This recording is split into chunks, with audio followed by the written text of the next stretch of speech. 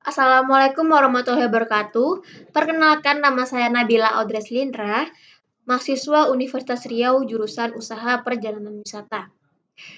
Video ini saya buat untuk ujian tengah semester saya, dan di video kali ini saya akan menjelaskan atau menampilkan PowerPoint mengenai paspor.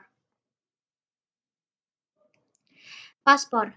Paspor adalah dokumen resmi yang dikeluarkan oleh pejabat yang berwenang dari suatu negara yang memuat identitas pemegangnya dan berlaku untuk melakukan perjalanan antar negara.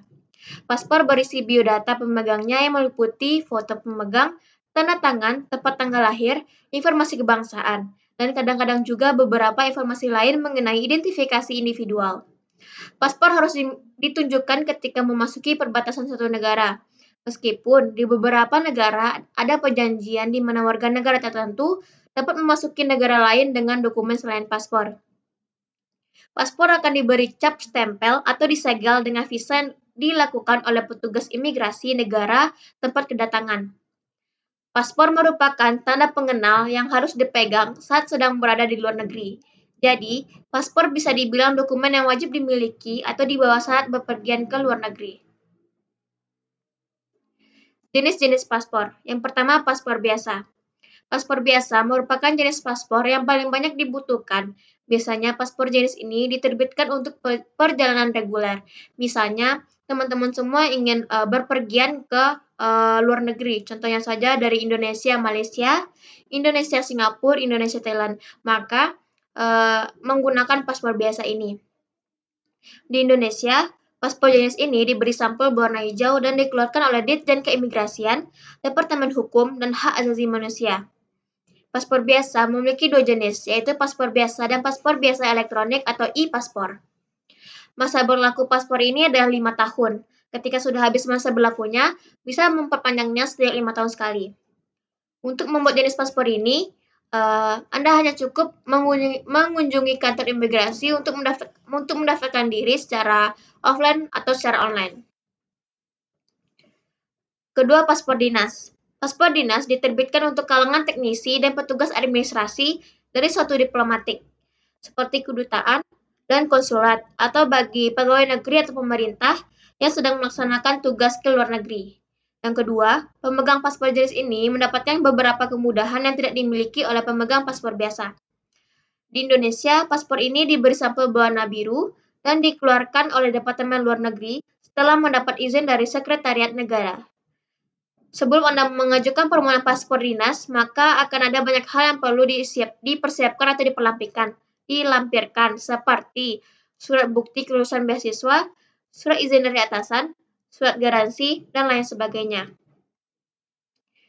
3. Paspor diplomatik. Paspor diplomatik diterbitkan untuk mengidentifikasi perwakilan diplomatik dari suatu negara. Oleh karena itu, pemegang paspor ini menikmati beberapa kemudahan perlakuan dan kekebalan di negara tempat mereka bertugas. Di Indonesia, paspor ini diberi sampul berwarna hitam dan dikeluarkan oleh Departemen Luar Negeri. Paspor jenis ini menjadi perbedaan antara paspor diplomatik dan paspor dinas. Ketiga jenis paspor tadi merupakan paspor yang sering dipakai atau yang dimiliki oleh orang Indonesia atau di Indonesia.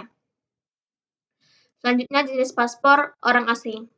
Paspor orang asing adalah paspor yang diberikan kepada seseorang yang bukan warga negaranya.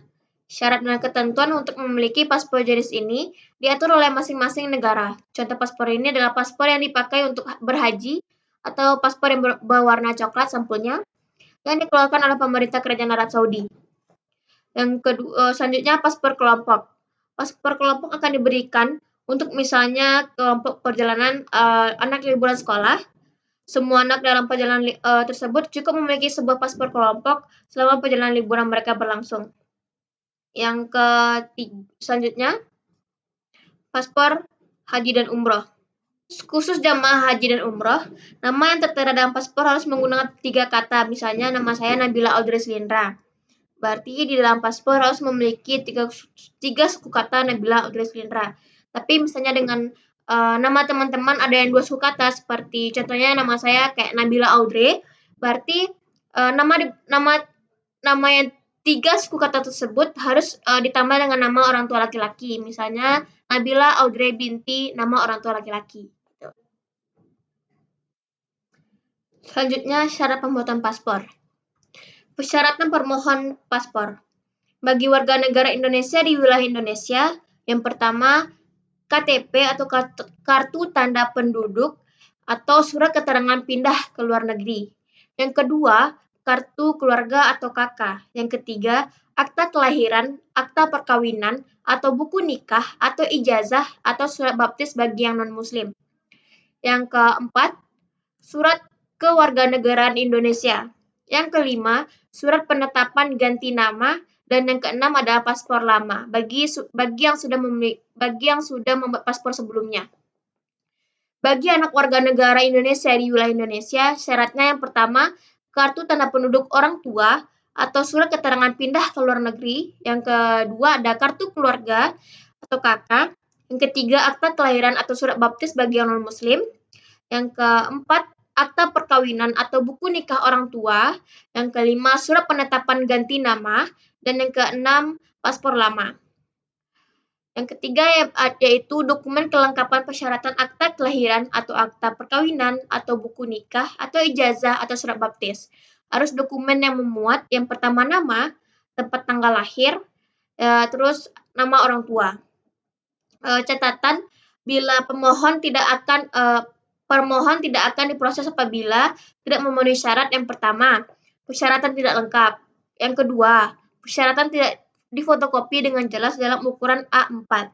Yang ketiga, terdapat perbedaan data di KTP, KK, dan akta kelahiran atau akta perkawinan atau buku nikah atau ijazah atau surat baptis. Yang keempat, terdapat dalam daftar sekal. Yang kelima, terindikasi memiliki paspor sebelumnya. Maksud dari terindikasi memiliki paspor sebelumnya ini adalah ketika teman-teman misalnya ingin membuat paspor baru, tapi sebelumnya sudah memiliki paspor. Jadi kalau misalnya teman-teman tidak menyerahkan paspor yang lama, maka maka ketika teman-teman ingin membuat paspor yang baru ini tidak akan bisa diproses oleh kantor imigrasinya atau petugas imigrasinya. Selanjutnya, persyaratan tambahan bagi yang pertama TKI, yaitu surat rekomendasi permohonan paspor calon tenaga kerja Indonesia yang diterbitkan oleh Dinas Tenaga Kerja Provinsi atau Kabupaten atau Kota. Selanjutnya, bagi yang umroh, surat rekomendasi dari penyelenggara ibadah umroh yang telah mendapatkan izin Menteri Agama sesuai dengan pasal 1 angka 10 PP nomor 79 tahun 2012 tentang pelaksanaan Undang-Undang nomor 13 tahun 2008 dan edaran Surat Direktur Jenderal Imigrasi nomor IMI 0342 GR 0101 tahun 2014 tentang penertiban proses pengurusan paspor Republik Indonesia oleh penyelenggara perjalanan ibadah umroh. Selanjutnya, permohonan paspor secara walk-in atau datang langsung. Yang pertama, pemohon walk-in adalah lansia 60 tahun ke atas, kaum berkebutuhan khusus, serta ibu hamil dan balita. Yang kedua, pemohon datang ke kantor imigrasi kelas 1 TPI sesuai daerah setempat, sesuai jadwal kedatangan, kemudian melakukan verifikasi jadwal dan kedatangan ke petugas loket serta pemeriksaan berkas, dan pemberian formulir serta nomor antrian untuk foto dan pindai berkas. Yang ketiga, pemohon mengisi formulir dan surat pernyataan untuk anak di bawah umur. Yang keempat, permohonan kembali dipanggil berurut oleh petugas untuk pengambilan data biometrik serta foto dan wawancara.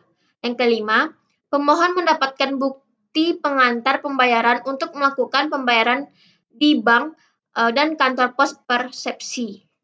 Yang keenam, pemohon melakukan pengambilan paspor 3 hari kerja setelah pembayaran di kantor imigrasi kelas 1 daerah setempat pukul 7.30 sampai 15.30 waktu Indonesia Barat dengan menunjukkan bukti pembayaran kepada petugas. Permohonan paspor secara online. Yang pertama, pemohon mengajukan permohonan melalui aplikasi antrian paspor online yang didownload melalui Play Store atau Android dan ditentukan oleh sistem tanggal serta kedatangan ke kantor imigrasi kelas 1 daerah setempat. Yang kedua, pemohon datang ke kantor imigrasi kelas 1 daerah setempat sesuai jadwal kedatangan, kemudian melakukan verifikasi jadwal kedatangan ke petugas loket serta pemeriksaan berkas dan pemberian formulir serta nomor antrian untuk foto dan pindai berkas. Yang ketiga, pemohon mengisi formulir dan surat pernyataan untuk anak di bawah umur. Yang keempat, pemohon kembali dipanggil berurut oleh petugas untuk pengambilan data biometrik serta foto dan wawancara. Yang kelima, pemohon mendapatkan bukti pengantar pembayaran untuk melakukan pembayaran di bank dan kantor pos persepsi. Yang keenam, pemohon melakukan pengambilan paspor 3 hari kerja setelah pembayaran di kantor imigrasi kelas 1 daerah setempat pukul 7.30 sampai 15.30 waktu Indonesia Barat dengan menunjukkan bukti pembayaran kepada petugas. Selanjutnya ialah pergantian paspor hilang atau rusak. Proses BAP atau yang pertama, persyaratan sama dengan paspor secara walk-in atau datang langsung. Yang kedua, proses pembuatan berita acara pemeriksaan. Yang ketiga, proses pembuatan berita acara pendapat. Yang keempat, proses pembuatan surat persetujuan dari kepala kantor imigrasi. Berikut adalah alur proses penerbitan paspor.